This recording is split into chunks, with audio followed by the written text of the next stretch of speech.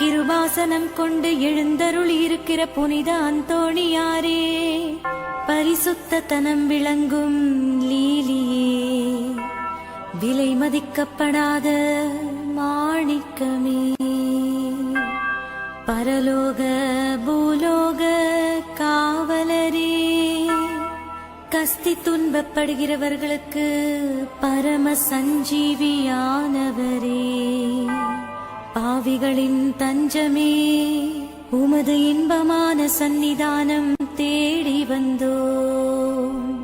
உமது திருமுக மண்டலத்தை அன்னார்ந்து பார்த்து உம்மை கெஞ்சி மன்றாடுகிறோம்.